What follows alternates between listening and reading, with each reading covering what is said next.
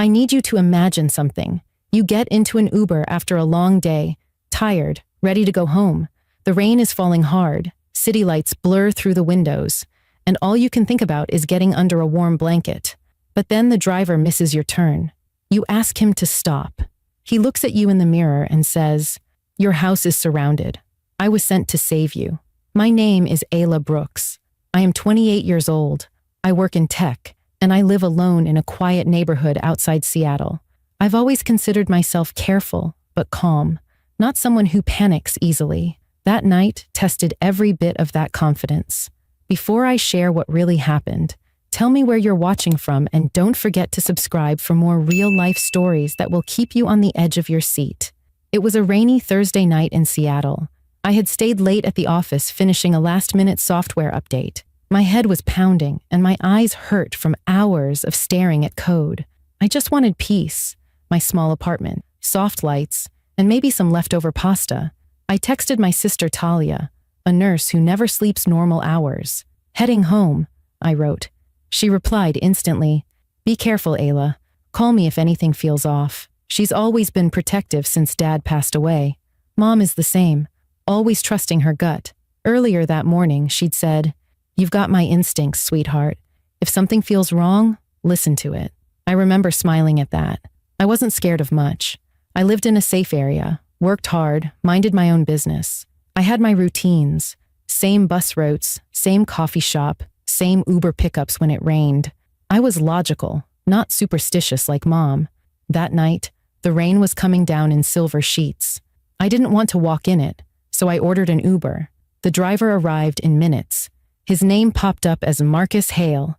The car was spotless, the music low, the heater humming softly. "Long day?" he asked politely when I got in. "Yeah," I said, buckling up, ready to be home. He smiled a little, eyes steady but unreadable in the mirror. Everything seemed normal. I watched the city pass by. The wet sidewalks, reflections of neon lights, people rushing under umbrellas. The sound of rain mixed with the rhythm of the tires. And for a while, I felt safe. I checked my phone, scrolled through social media, and thought about what to eat. It felt like any ordinary night, until I realized the route looked unfamiliar. I leaned forward. My heart gave a small jump.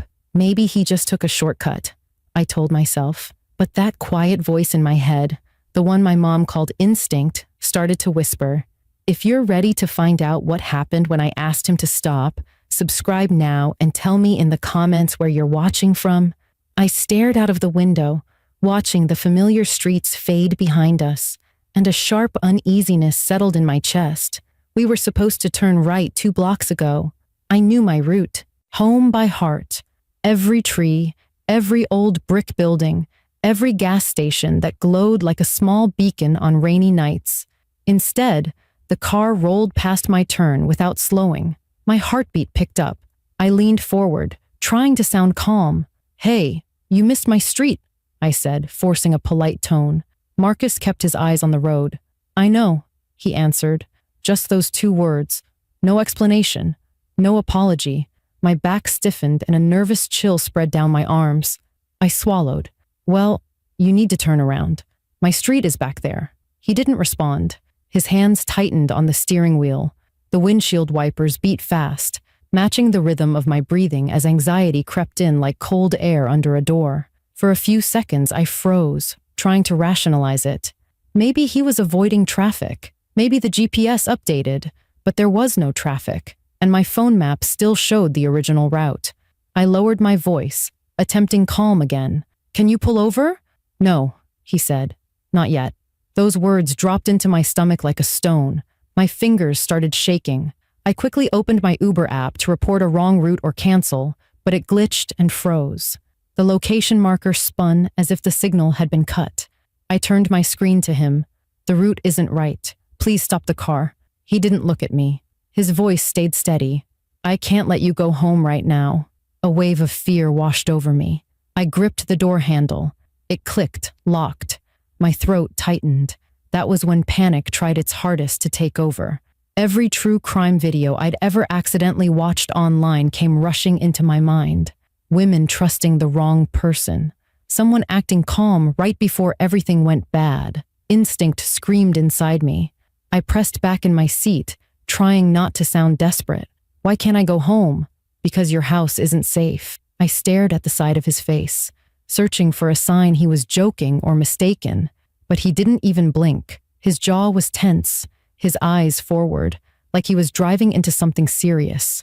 My house is fine, I insisted, voice shaking. Turn around right now. He exhaled hard, almost like he was wrestling with a truth he didn't want to share. If you go home, he said, something will happen to you. I'm trying to help. Help. The word made my skin crawl instead of comforting me. A stranger claiming to protect you without proof doesn't feel safe. It feels like a trap. I glanced around the car. No child lock button on my door. No window switches that I could find. My hands moved slowly to my bag, searching for my pepper spray. I quietly opened my messages and typed fast. Something's wrong. He isn't stopping. I hit send to my sister, but a red exclamation mark popped up. Message failed. My stomach dropped. No signal. No way to call for help. I pressed harder. Pull over. I'm not going to ask again. That was when he finally looked at me. Not angry. Not frantic, but deadly serious. Ayla, listen to me. Your house is being watched. I was sent to get you out before they move in. I froze. He knew my name. He knew my house. He said they. Who were they? My hands trembled. Every instinct screamed danger, but another part of me, the rational one, whispered questions. How would he know that? Why would someone target my house? Who sent him? None of it made sense. His phone buzzed with a coded alert sound, not a normal ringtone. He glanced, jaw tightening again. That tiny detail jolted me. It didn't sound like a regular phone alert, more like a police radio ping, but fear still won inside my mind. I wasn't going to sit and trust a stranger. I shifted, ready to unbuckle and throw myself out the moment the car slowed. I scanned the windows, the outside, the roads quickly passing by. We were leaving the busy area. Fewer streetlights, empty industrial buildings. The city life disappearing behind us like a door closing. Ayla, please don't do anything dangerous, he said quietly, like he could read my thoughts. I know this feels wrong, but your life is in danger. I didn't trust him. I didn't trust anyone in that moment. My heart beat so loud my ears buzzed. I held the pepper spray in my coat pocket, ready. I didn't know if he was lying, insane, or telling the truth, but I knew one thing. Whatever was happening was not normal. The night had shifted. The world felt different, and I had no idea what awaited me next, or if I would make it home at all. My pulse hammered like a warning drum in my ears as we drove deeper into an unfamiliar part of the city. Streetlights grew sparse. Buildings looked abandoned. The rain hit harder, streaking across the windshield like frantic brushstrokes.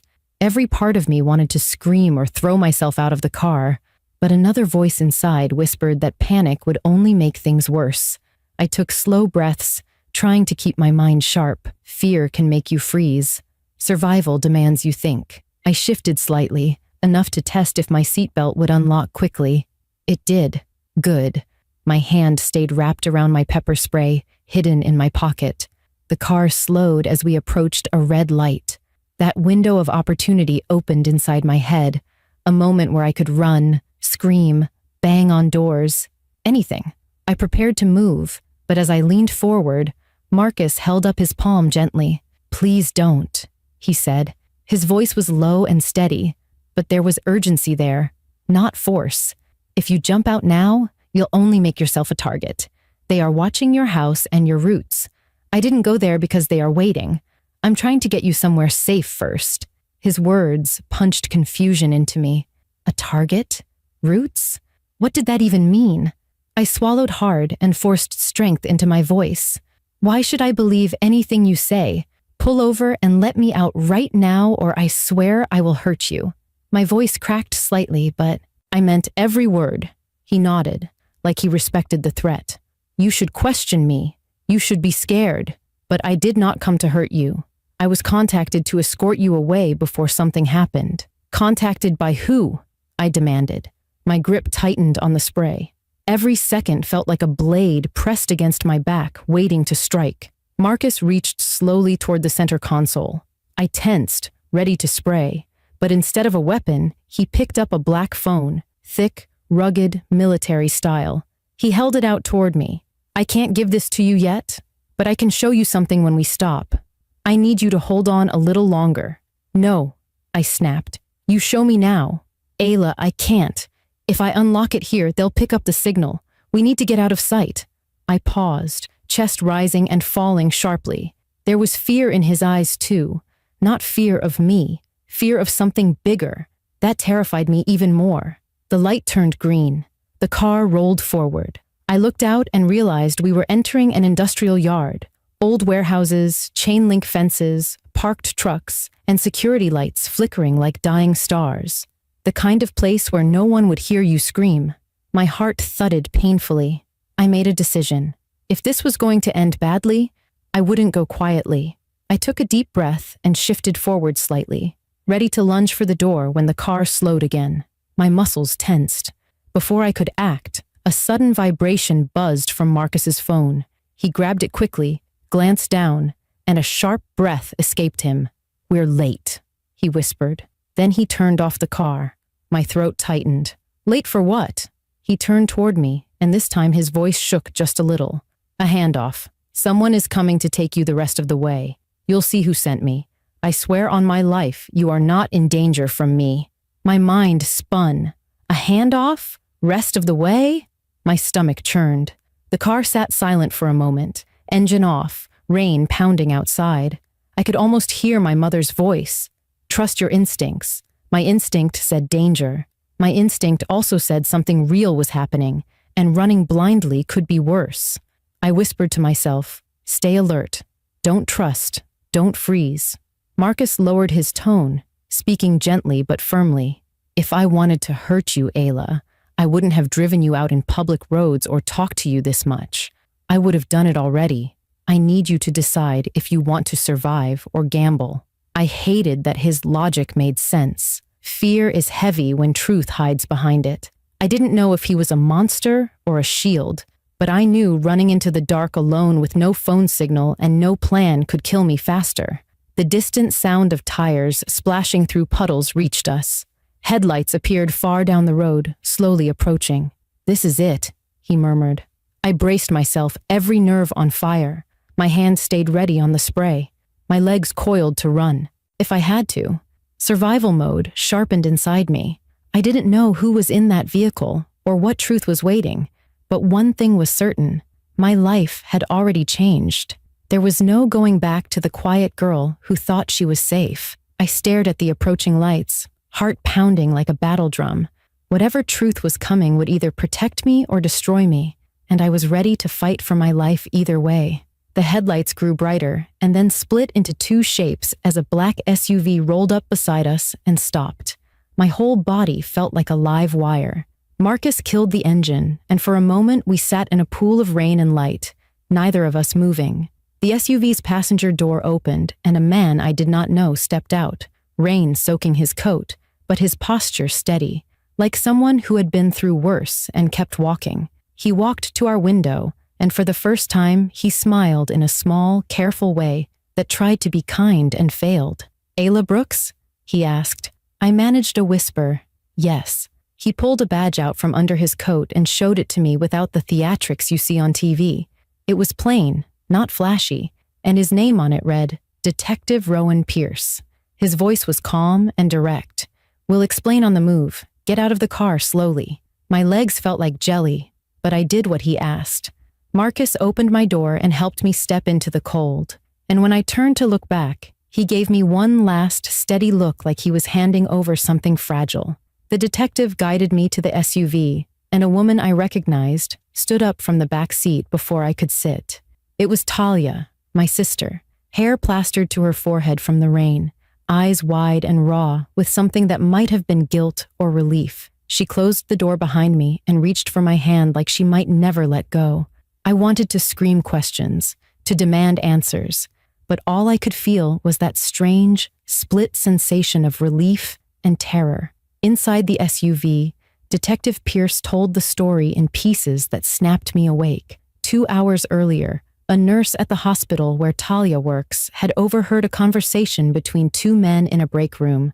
They were talking in low voices about an easy house and a time window.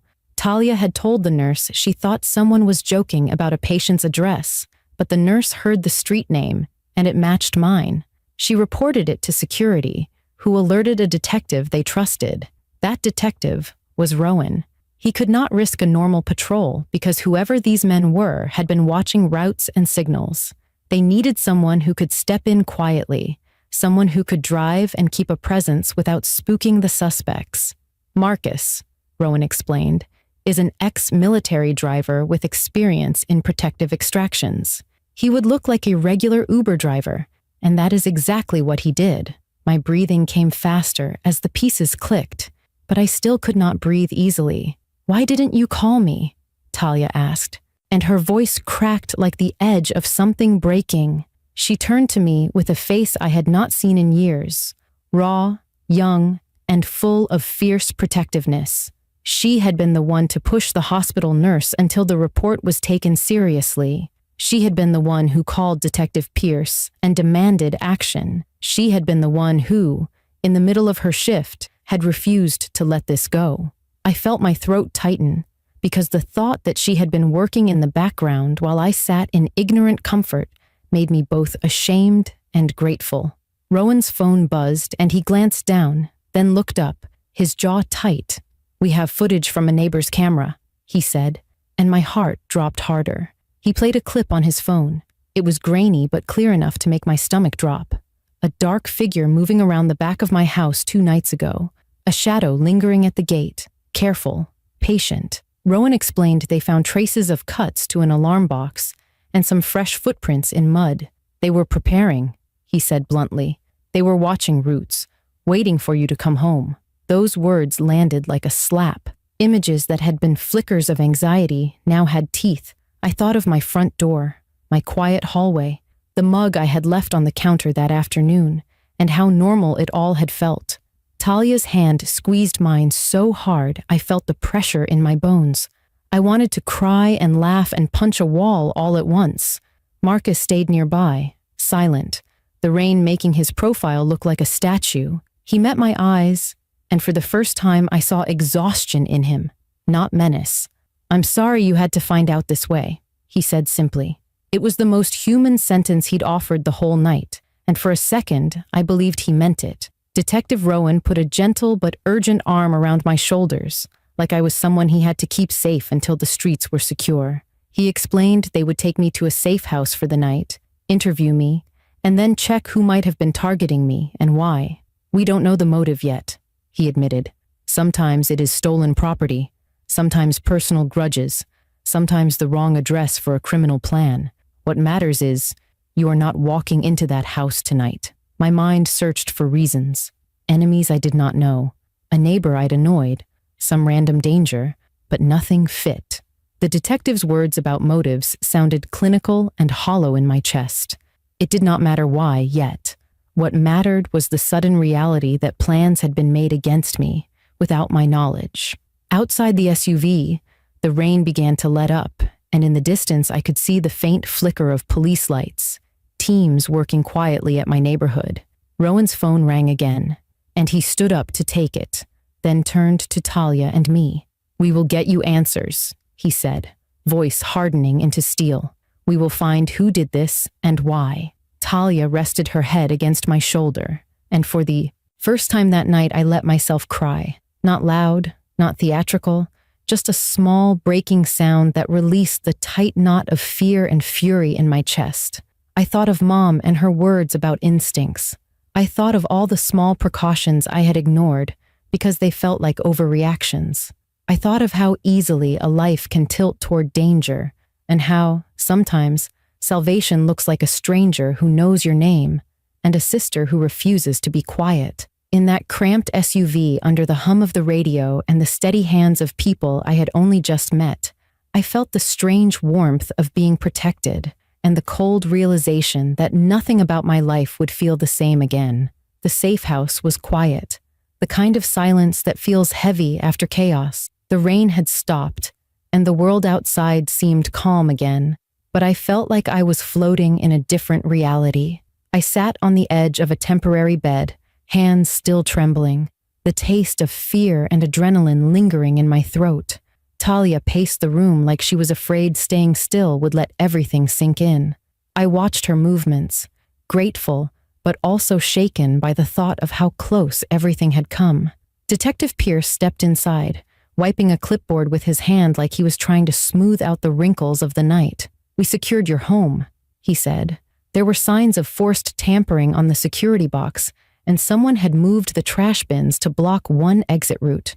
"They knew your schedule, or thought they did. You not arriving tonight threw their timing off." His words dropped like stones, settling into every part of me. Someone had planned an entrance. Someone had rehearsed my life, mapped my weaknesses, and waited.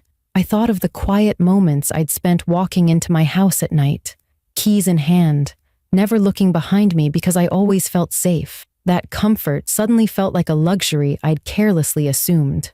"What happens now?" I asked, my voice smaller than I meant it to be. I hated sounding afraid, but fear clung to me like a damp second skin.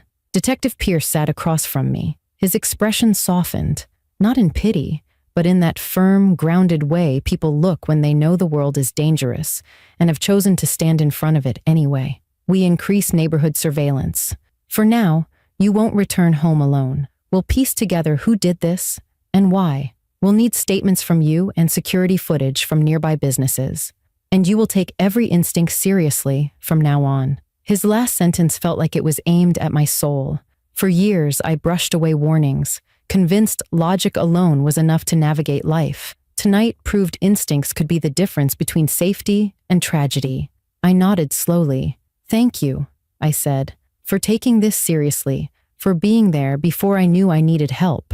It was strange thanking someone for saving me from a nightmare I didn't even know existed. Marcus walked into the hallway, still in his rain-soaked jacket. He leaned against the doorframe quietly, like someone waiting for permission to step into a life that wasn't his. I looked at him and for the first time saw exhaustion in his shoulders and a subtle shake in his hands. He didn't look like a mysterious stranger anymore. He looked like someone who had carried responsibility heavier than I could imagine. I stood up and approached him slowly. "I didn't trust you," I said honestly. "I thought the worst." He nodded without hesitation. "You did exactly what you should have done." His voice was tired but sincere. "Fear isn't weakness. Trusting the wrong person is." That sentence stayed with me. Fear wasn't weakness. It was awareness, a human alarm system. Yet it was also faith that saved me. Faith in the moment when I chose not to leap out of the car into darkness. Faith in the second when the unfamiliar headlights weren't a threat, but a turning point. Talia stepped beside me and spoke to Marcus too. "Thank you. I don't know how I would have lived with myself if she didn't come home." Her voice trembled, and I saw how tightly she had been holding everything in. She wasn't just worried tonight. She was terrified. She had been holding the emotional weight of my life in her hands since the moment she overheard danger. I hugged her, feeling how fragile and fierce love can be at the same time. Later, as officers quietly moved around gathering information, I sat by the window watching the early morning sky soften into pale blue. The world was waking up. Somewhere, coffee shops were opening. People were stretching, yawning, scrolling phones, believing their daily routines were safe. I had been one of them only hours ago. Now, every shadow felt charged with meaning. Every silence carried possibility. The world hadn't changed, but my understanding of it had. I thought about my mom's voice telling me to trust instincts. I thought about Talia's urgent texts. I thought about how safety isn't guaranteed just because we believe we deserve it. Life demands awareness. It demands we listen, observe, and respond. But it also demands courage, because living scared is not living at all. I inhaled deeply and looked at my sister beside me, at the officers working, at Marcus in the distance quietly being debriefed. I didn't feel like a victim. I felt like someone who had survived, who had seen the thin line between everyday life and danger. And as strange as it sounds, I felt stronger for it. I turned to the camera in my mind, the one sharing this story with all of you, and spoke from a place deeper than fear. Trust your instincts. Respect your fear. But do not let it rule you. The world has darkness, yes, but it also has protectors, fighters, and people who will stand for you even when you don't know you need saving. And remember, sometimes danger looks ordinary, and safety looks unusual. Pay attention. Listen to your gut. Value the people who show up when it matters, and never assume you are alone. If this story pulled you in, subscribe to my channel right now and drop a comment telling me where you're watching from. Your support helps me share more real-life survival stories. Stay safe, stay aware, and never ignore the voice inside you that says something isn't right. You never know. It could save your life.